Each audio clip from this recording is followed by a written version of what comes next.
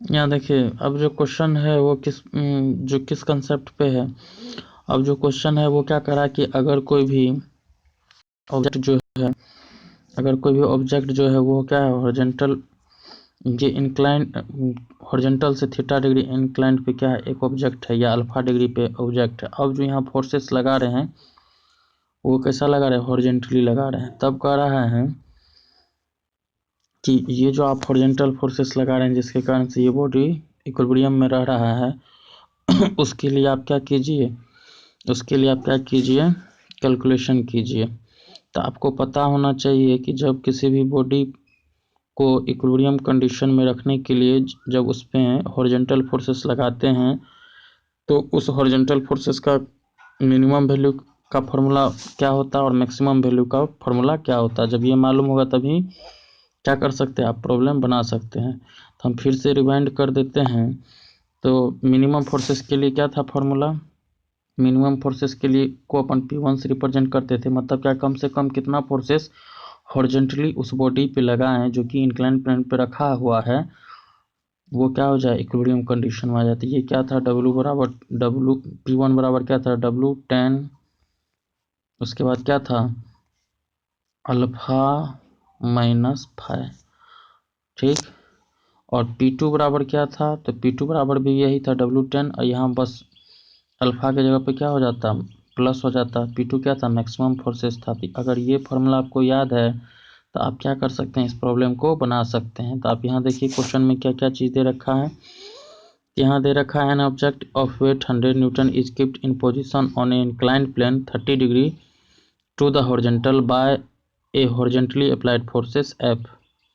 तो वहाँ फार्मूला में आपको क्या, उस फोर्स हॉरिजॉन्टली अप्लाइड फोर्सेस को अपन किस चीज़ से रिप्रेजेंट करते थे, P, यहाँ किस चीज़ से रिप्रेजेंट करा करने के लिए F। तो ध्यान रहे कि जब फार्मूला रखिएगा तो P की जगह पर आपको क्या रखना है, F रखना है, ठीक। वेट कितना दे रखा है, 100 न्यूटन दे रखा है, और अल्फा मतलब क्या कि वो हॉरिजॉन्टल से कितना डिग्री का कोण बना रहा है, 30 डिग्री का कोण बना रहा है। मतलब अल्फा का वैल्यू आपको दे रखा है, वेट दे रखा है, और यहाँ देखिए कोफिशिएंट ऑफ फ्रिक्शन भी दे रखा है। तो कोफिशिएंट ऑफ फ्रिक्शन को अपन किस चीज़ से रिप्रेजेंट करते हैं, म्यू से। म्यू बराबर क्या दे रखा है, 0.25, और यही म्यू किसके बराबर होता है, 10 फाई के बराबर होता है। किसके बराबर होता है, 10 फाई के बराबर होता है, 10 फाई के बराबर होता है। तो यहाँ से फाई निकल जाएगा। अगर फाई निकल गया तो हम फॉर्मूला में सब कुछ पुट करेंगे और इसका सोल्यूशन हम निकाल लेंगे। तो यहाँ निकालने के लिए क्या कर रहा है, minimum magnitude of the force F। इसका मतलब मिनिमम का मतलब क्या, नेगेटिव वाला फॉर्मूला यूज करेंगे। तो आप यहाँ देखिए, इसको हम बना रहे हैं।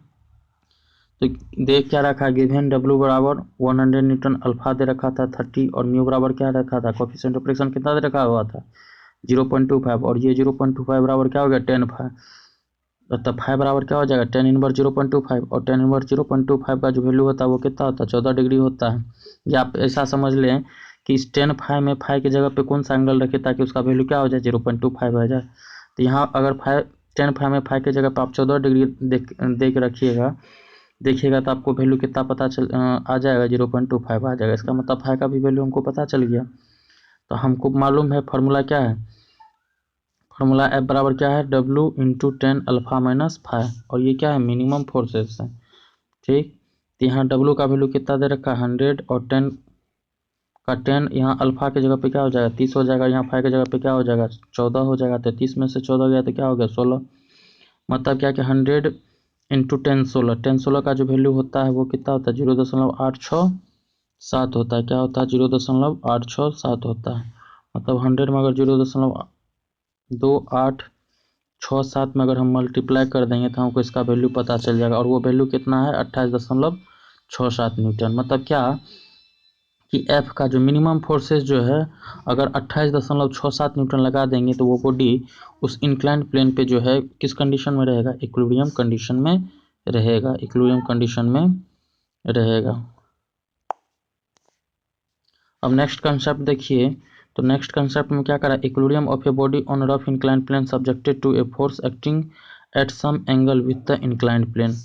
तो हम बताए थे कि किसी भी बॉडी, अगर कोई भी इंक्लाइंड प्लेन पर अगर कोई भी बॉडी रखा हुआ तो उस बॉडी पे तीन तरह से फोर्स लगा के इक्विलिब्रियम कर सकते हैं, जो कि दो ऑलरेडी हम क्या किए हैं, हॉरिजेंटली बता चुके हैं और अलोंग द इंक्लाइन प्लेन बता चुके हैं। अब क्या करा है, अब जो हम फोर्सेस लगा रहे हैं, वो इंक्लाइंड प्लेन से, यहाँ देखिए इंक्लाइंड प्लेन से कुछ एंगल बना रहा है, और वो एंगल क्या है, थीटा है। आपको इस फॉर्मूला में दिख रहा होगा, फिर से हम दिखा रहे हैं, ये क्या है, थीटा है, ये क्या है, थीटा है। तब कह रहा है कि इस केस में कितना कम से कम P1 फोर्सेस लगाएं ताकि बॉडी क्या हो जाए, इक्विलिब्रियम कंडीशन में आ जाए, और कितना मैक्सिमम से मैक्सिमम फोर्सेस लगाए ताकि बॉडी किस कंडीशन में आ जाए, इक्विलिब्रियम कंडीशन में आ जाए। तो पहला केस अगर हम देखें, आपको ये दिख रहा होगा, तो पहला केसेस के लिए यहाँ देखिए क्या लिखा, body at the point of sliding downwards. मतलब क्या कि अगर बॉडी स्लाइड कर रहा है डाउनवर्ड, तो फ्रिक्शन फोर्स किधर लगेगा, ऊपर की ओर। इस कारण से हम यहाँ F1 क्या लगा रहे हैं, ऊपर की ओर लगा रहे हैं। और इस केस में जो नॉर्मल रिएक्शन डेवलप हो रहा है उसको अपन R1 से रिप्रेजेंट कर रहे हैं, और इस बॉडी का वेट क्या है, W है, जो कि हॉरिजॉन्टल से अल्फा एंगल बना रहा है, हॉरिजॉन्टल से अल्फा एंगल बना रहा है। ठीक, तो जिस तरह से आप इससे पहले क्या किए थे, कंसेप्ट इसके कंसेप्ट को सॉल्व करके फार्मूला निकाले थे, उसी तरह से इसका भी कर सकते हैं। बट अब यहाँ हम क्या कर रहे हैं, इस केस में हम क्या कर रहे हैं, डेरिवेशन फार्मूला का नहीं बता रहे हैं। आप क्या कीजिएगा, घर पे खुद ट्रायल कर लीजिएगा। जैसे हम इससे पहले 2 डेरिवेशन बताए हैं, उसी तरह से इसका भी डेरिवेशन होगा। तो आपको हम डायरेक्ट इसका फार्मूला बता रहे हैं कि एक्चुअल में होगा क्या। ठीक, तब यहाँ देखिए, अगर पूछेगा मिनिमम फोर्सेस P1 विच कितना लगाए ताकि बॉडी क्या हो जाए, इक्विलिब्रियम कंडीशन में रहे, और वो मिनिमम फोर्सेस जो है वो हॉरिजॉन्टल से क्या हो जाए, ये इंक्लाइन प्लेन से, हॉरिजॉन्टल से नहीं, इंक्लाइन प्लेन से कुछ एंगल पे लग रहा, जैसा कि आप यहाँ फिगर में देखिए। यहाँ जो हम P1 लगाए वो ये इंक्लाइन प्लेन से थीटा डिग्री एंगल पे, यहाँ भी इंक्लाइन प्लेन से थीटा डिग्री एंगल पे लग रहा है P2 फोर्सेस, आपको दिख रहा है। तो उस केस में जो है P1 और P2 का जो वैल्यू होगा वो क्या होगा, वो डायरेक्ट हम यहाँ बता रहे हैं। तो minimum forces P1 which will keep the body in equilibrium when it is at the point of sliding downward. और उस केस में P1 बराबर क्या होता है, तो आपको ये नहीं याद करना है, ये याद नहीं करना। याद क्या करना है, तो आपको याद ये करना है कि W into sine alpha minus five upon में cos theta plus five. Theta क्या है आपको पता है, थीटा क्या है, इंक्लाइंड प्लेन से कितना डिग्री एंगल पे फोर्सेस हम लगा रहे हैं, ये थीटा है। फाइव आपको पता है क्या होता है, अल्फा भी पता है। तो अब अगर आपको ध्यान में रहेगा तो ये इस फार्मूला को लगा के आप क्या कर सकते हैं, P1 का वैल्यू फाइंड आउट कर सकते हैं। और यहाँ देखिए P1 क्या है, मिनिमम है। तो इसको याद करने का एक तरीका क्या है, तो यहाँ देखिए P1 का मतलब क्या, मिनिमम। मिनिमम का मतलब क्या, ऊपर में निगेटिव आता है, तो निगेटिव यहाँ, तो यहाँ क्या आ गया, उसके जस्ट अपोजिट पॉजिटिव आ जाता है। तो यहाँ अल्फा माइनस फाइव, अल्फा क्या था, एंगल ऑफ इंक्लिनेशन था, फाइव क्या था, एंगल ऑफ फ्रिक्शन था, और यह थीटा क्या है, तो इंक्लाइन प्लेन से थीटा क्या था, इंक्लाइन प्लेन से कितना डिग्री कोण पे हम क्या कर रहे हैं, फोर्स लगा रहे हैं। तो ये आपको अगर मालूम रहेगा फॉर्मूला, तो आप क्या कर सकते हैं, प्रॉब्लम को बना सकते हैं। तो आपको ध्यान रहे कि ये P1 बराबर अगर पूछेगा तो क्या हो जाएगा, तो हम क्या बोलेंगे, W into sine alpha minus five upon में कोस थीटा प्लस फाइव। कब, जब ये मिनिमम फोर्सेस P1 उस बॉडी पे क्या लगे, इंक्लाइन प्लेन से कुछ एंगल पे लगे। तो सेम टू सेम, अगर यहाँ देखिए P1 का जगह पे ध्यान में ये रखना है कि P1 यहाँ निगेटिव है, P1 मिनिमम है, तो यहाँ निगेटिव आएगा, तो निगेटिव का उल्टा क्या होता है, पॉजिटिव होता है। ठीक, उसी तरह से यहाँ देखिए, अगर मैक्सिमम फोर्सेस P2 पूछेगा, तो maximum forces P2 which will keep the body in equilibrium when it is at the point of sliding upward. तो उस केस में जो P2 का जो वैल्यू है, P2 का जो वैल्यू है वो क्या हो जाता है, P2 का जो वैल्यू होता है, ये आपको याद नहीं करना। P2 का जो वैल्यू है वो क्या होता है, W into sine alpha plus five upon में कोस थीटा माइनस फाइव। यहाँ देखिए P2 जो है, यहाँ देखिए P2 क्या था, मैक्सिमम था, मैक्सिमम के कारण से यहाँ पॉजिटिव आ रहा था, यहाँ क्या आ रहा है, उसका उल्टा नेगेटिव। ये याद करने का तरीका है। तो यहाँ और ये ध्यान में रखना चाहिए कि जब इससे पहले जितना भी फार्मूला देखें वो साइन कोस के फार्मूला में फॉर्म में रहता है, साइन अपॉन में कोस, या टेन के फॉर्म में रहता है। तो ऊपर में अगर साइन है तो नीचे में क्या करेंगे, कॉस रखेंगे, कॉस रखेंगे। तो यहाँ अगर P2 बराबर पूछेगा तो क्या हो जाएगा, sine alpha plus five upon में कॉस थीटा माइनस फाइव।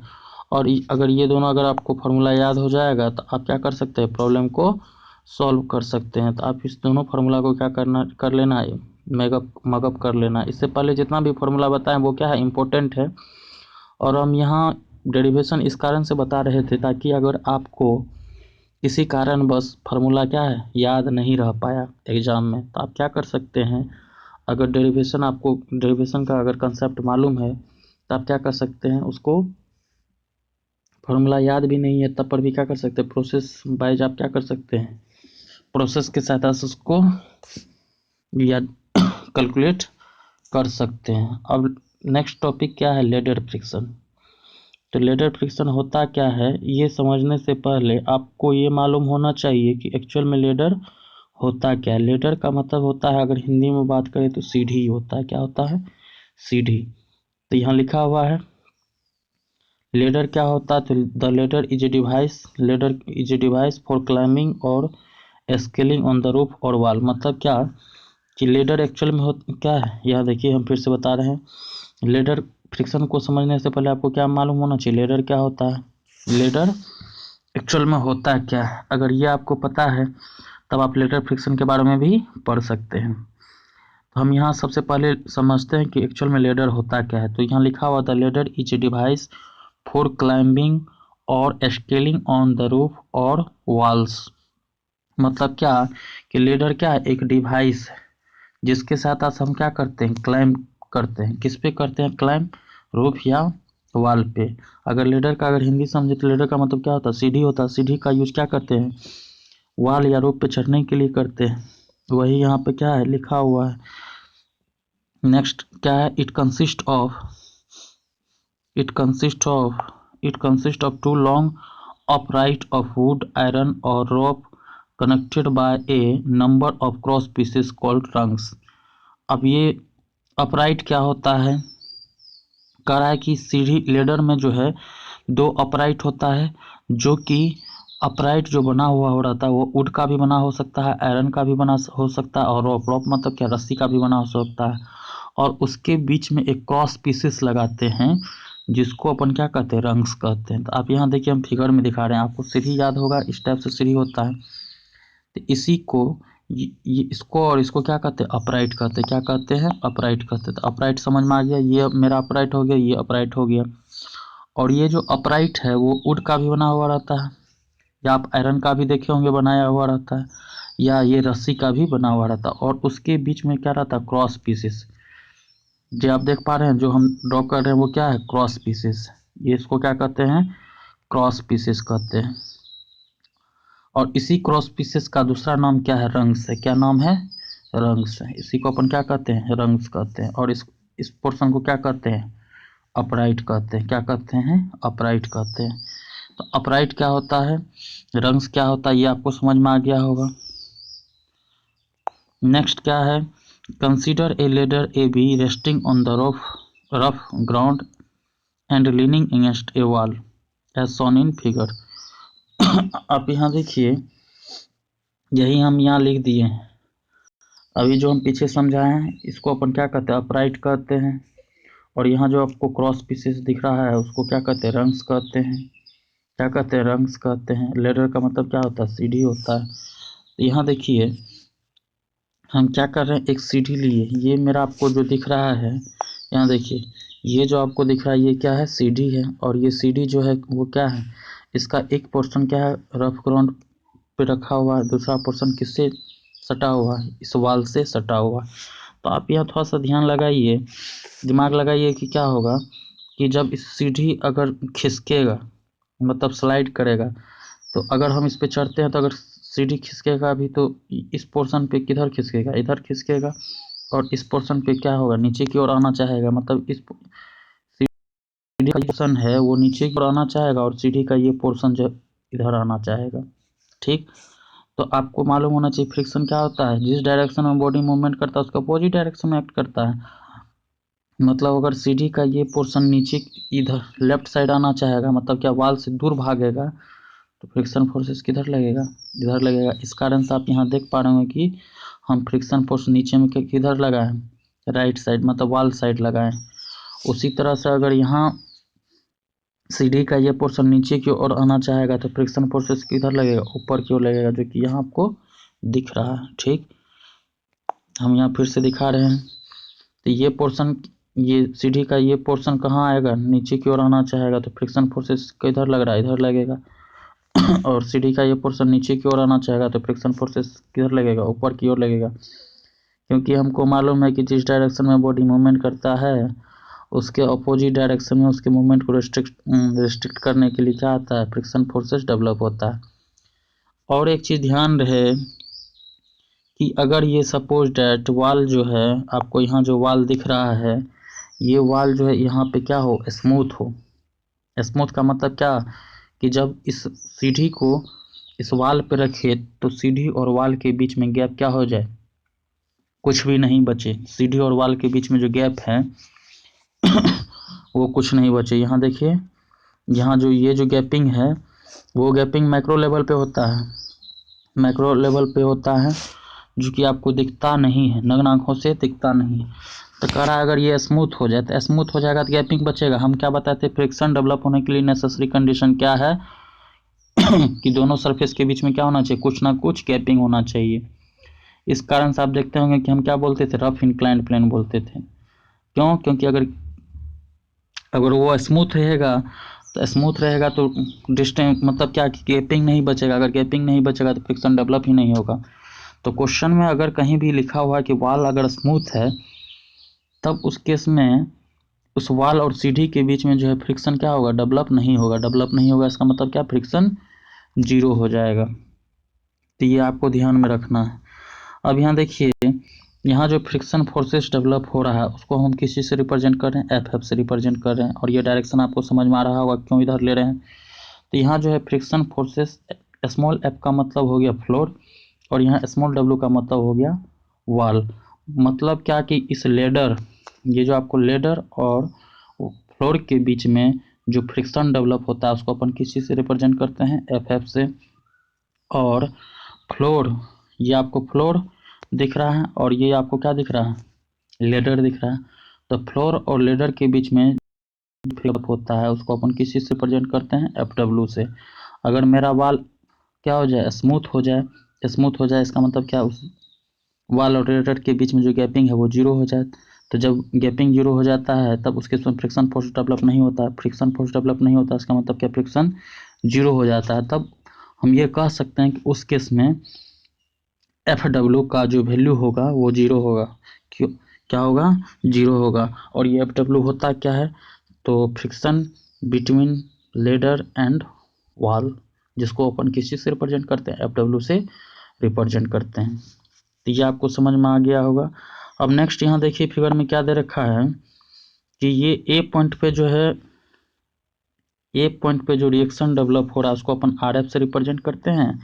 और ये बी पॉइंट जो है वहाँ पे जो रिएक्शन डेवलप हो रहा है उसको किस चीज़ से रिप्रेजेंट कर रहा है, आर डब्ल्यू से, मतलब रिएक्शन एट वॉल। और यहाँ जो आर एफ से रिप्रेजेंट कर रहे हैं वो रिएक्शन एट फ्लोर। तो आप नोटेशन समझ में आ गया होगा। और ये जो लेडर जो है अल्फा हॉरिजॉन्टल से ये हॉरिजॉन्टल सरफेस से अल्फा डिग्री पे क्या है, रखा हुआ है लेडर। तो आपको पूरा का पूरा फिगर में समझ में आ गया होगा। लेडर में क्या होता है, दो अपराइट होता है जो कि वुड, आयरन और रोप का भी बनाया जा सकता है। और उसके बीच में जो क्रॉस पीसेस रहता है जिसमें लात डाल के अपन ऊपर में चढ़ते हैं उसको क्या कहते हैं, रंग्स कहते हैं। क्या कहते हैं, रंग्स कहते हैं। ये आपको समझ में आ गया होगा। अब हम इसका कुछ प्रॉब्लम देखने से पहले कुछ थ्योरी देख लेते हैं। तो जो थ्योरी जो अभी हम बताए हैं वही थ्योरी क्या किए हैं, यहाँ हम लिख दिए हैं। यहाँ ध्यान से देखिएगा, as the upper end of the ladder tends to slip downward. तो क्या कर, as the upper ends of ladder tends to slip downwards, therefore the direction of the force of friction between the ladder and the wall Fw will be upward as shown in figure। हम ये बता चुके हैं कि कह रहा है कि अब ये जो है अपर एंड ऑफ लेडर जो है वो नीचे की ओर मूवमेंट करना चाहेगा, और नीचे की ओर मूवमेंट करना चाहेगा, उस केस में जो है फ्रिक्शन ऊपर की ओर डेवलप होगा, और उसी को अपन किसी से रिप्रेजेंट कर रहे हैं, Fw से रिप्रेजेंट कर रहे हैं। Similarly, as the lower end of the ladder tends to slip away from the wall, therefore the direction of the force of friction between the ladder and the floor Ff will be towards the wall as shown in figure। उसी तरह से हम बताएं कि जो ladder का निचला portion है वो क्या होगा, वॉल से दूर हटेगा तो मतलब क्या कि उसका डायरेक्शन इस साइड हो जाता था, तो फ्रिक्शन किधर होगा, इधर डेवलप होगा, जो कि हम अभी समझा दिए हैं। नेक्स्ट क्या कह रहा है, सिंस द सिस्टम, यहाँ देखिए, since the system is in equilibrium therefore the algebraic sum of the horizontal and vertical components of the forces must be equal to zero। तो ये आपको कंसेप्ट क्या करना है, ध्यान में रखना है, और इसी पे हम क्या कर रहे हैं, एक प्रॉब्लम बना रहे हैं ताकि आपको पूरा का पूरा क्लियर हो जाए,